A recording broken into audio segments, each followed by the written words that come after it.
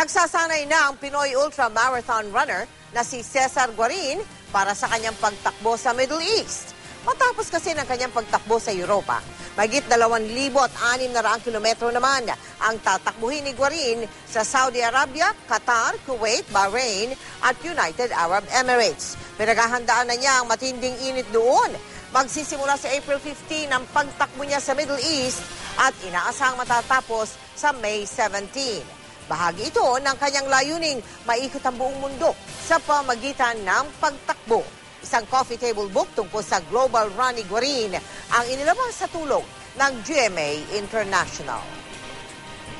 Itong takbo ko sa Middle East, talagang alay ito dun sa ilang bang 4 million kababayan sa Middle East. Personally, sabihin ko yung message sa kanila na salamat sa tulong nila dito sa Pilipinas.